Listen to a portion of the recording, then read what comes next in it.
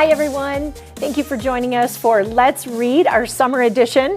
And I am joined with Dr. Matthews from the Novi School District.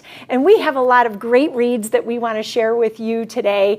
Hopefully something that'll inspire you to read through the summer, keep the brain going. Right. I always like to tell my kids that if they're not reading, then cobwebs grow. So we're going to keep the cobwebs from growing. And Dr. Matthews, I know that you've brought a number of books today. Why don't you start and tell us some of the titles that you are suggesting for some great reads. The first one is by Jason Reynolds. It's called Long Way Down, and it's a really interesting book. It's a book told in verse, but it's a book about a young man named Will whose brother was shot and killed, and so he plots revenge because he thinks that's what he needs to do.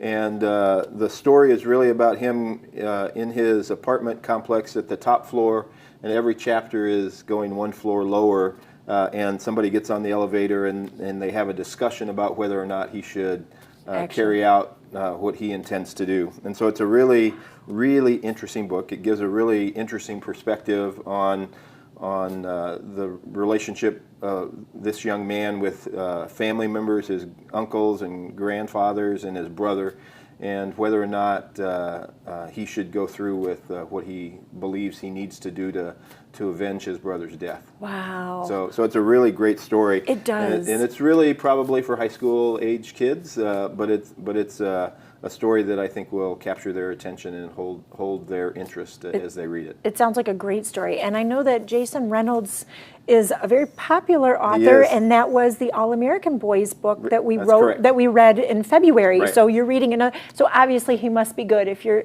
tackling another one of his titles. Good author. Wonderful. What else do you have? I have a book by John David Anderson called Granted. John David Anderson's one of my favorite authors. He wrote Posted about kind of middle school, and he wrote Miss Bixby's Last Day about fifth grade teacher. And this book is about a fairy who gets her first assignment to grant a wish. And it's about the adventures of her trying to grant that wish. And it's really about kind of family and your relationship with other people and how you build a community. And so it's a really, really fun read, but it kind of revolves around those bigger themes. I love it. It sounds great. It's a really fun book. A little bit of fantasy with the fairy thing, and then coming in with some good points as well. Wonderful. Well, I went, you know me, I love the picture book section, and the first one I'm suggesting today is Woodrow at Sea by Wallace Edwards. This is a new book that we have that we brought into the library. This is Woodward, obviously, and he is a pig, and he's going on an adventure. Now, I just came back from vacation, so anything having to do with the sea and the sand, if you're ready for vacation, this will be a good read. But here's the best part about the book. There are no words. Oh, wow. So you have to, from the pictures, decide what really is the story and what really is the adventure that Woodrow is taking. And so he obviously takes a journey where that boat takes him. Obviously, through pictures, you see some different things happening with Woodrow, and then how he returns and that relationship he has with people or animals that he meets along the way. So a great story by Wallace Edwards, and a great bedtime read, I think. My next one, and we were just talking about this, so I'll have to work on really those statistics, but I've heard that we are finding that a lot of picture books don't have a lot of female characters. And so this one came to mind when I was looking through the large collection at the library. Mary Had a Little Lab. So we know the song, right? And we know that it is about a lamb, but this is about Mary and her amazing love of science and the lab that she goes into every day. However, Mary is alone. So she looks for friends, she wants to share her love of science, and what she ends up doing is creating something in order to connect with other children in the book. So it's a fabulous story, a little bit of science, like I said, but then also a great story that brings full circle friendship and the opportunity to see a strong female character in a book. So Mary Had a Little Lab, and this is by Sue Fleiss. What do you have now? I have a book by Erin Entrada Kelly. It's called You Go First. Ooh. She also wrote another book that I really like called Hello Universe. But this book, You Go First, is about two children who are just entering middle school. Okay. Their names are Charlotte and Ben. One lives in Pennsylvania, one lives in Louisiana. They never meet in the story. Their only connection is through an online Scrabble game that they're playing together.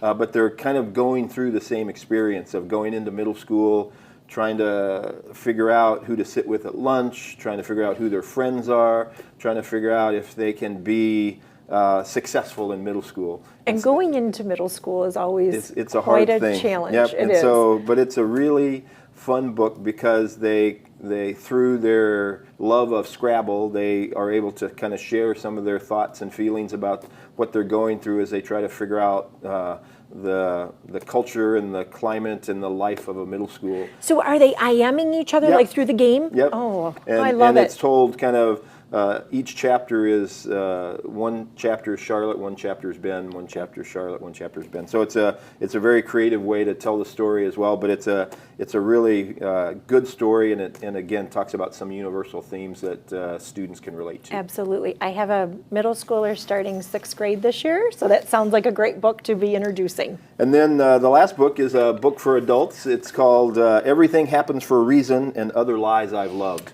Oh. And this is about a young woman who just got her dream job at Yale. She's a professor, and then she contracts cancer. Okay. And it's the story about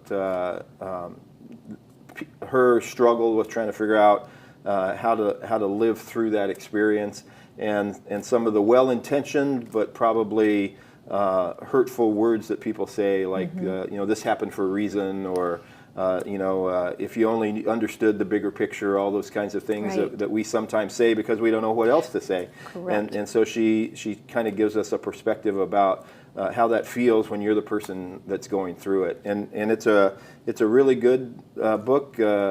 She lives through the story. Wonderful. But it's a story about, again, some of those big universal themes about family and life and your position within the world. And when something like that happens, it really can change a whole perspective on things, for sure. It can. And so, Yes. and it's a really, really insightful read. So. Wonderful. Well, thank you for sharing.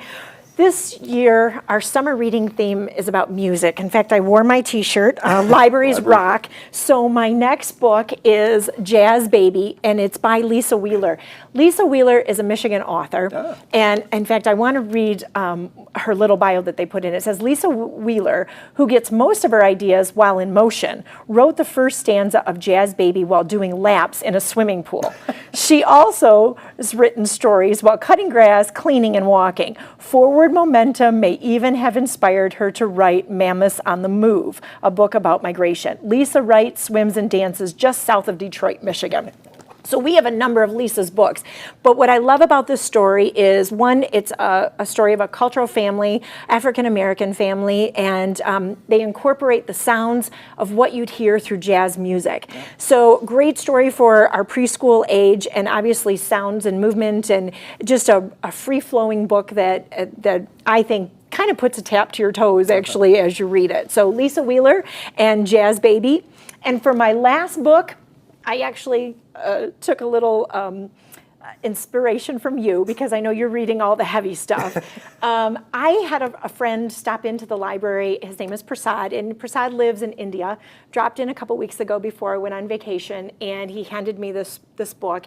It's called Here, There, and Everywhere, Best Love Stories of Sudha Mutri. Now, I don't know who Sudha Mutri is, right? He gave me a little bit of background. He actually knows the author and presented a signed copy to me, but what I loved about this book is, one, it's short stories, so it's a quick read, and you can pick it up, put it back down. But this is a story about Sudha as a child, when she goes to college, a story about her father and how she learns from her dad in terms of the way he gives as a doctor.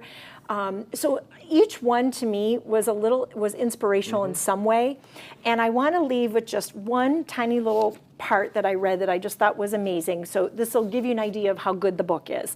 It says, child, whenever you want to give something to somebody, give the best in you, never the second best. That is what I have learned from life. God is not there in the temple, mosque, or church. He is with the people.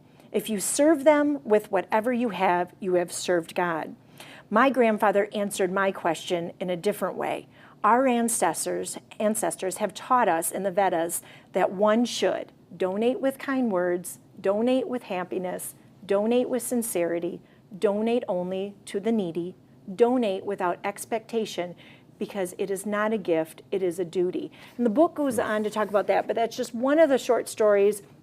I was really inspired by this woman growing up in a very small village in India and the trials and tribulations that she went through, and then all the stories that she brings into this book. So if you get a chance, just a great short read that you can pick up.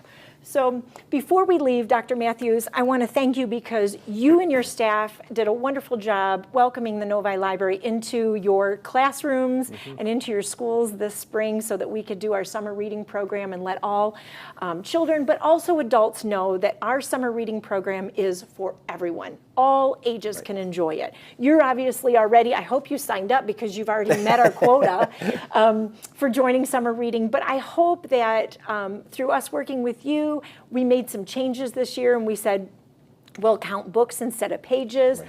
And that seemed to work really well with the students. And I don't know if you know this, but we're already over 1,500 readers signed up for the program. And if it weren't for you in the partnership, you know what, we wouldn't be as successful as we are. So thank you again for you and your staff working with us each year. And thank you for being a part of this program that we do and for sharing some great books for the summer. Well, we appreciate the partnership. The 1,000 Books Before Kindergarten at our Early Childhood Center. I saw a young man had just completed his 1,000 books the other day, and so it's very exciting. So it is a great partnership, and I enjoy working with you and all the staff here at the library. Thank you so much. And if you're looking for programs aside from the reading that you'll do this summer, check out some of our patio music series. There is some jazz that will take place on our patio, and we look forward to seeing you through the summer, and happy reading.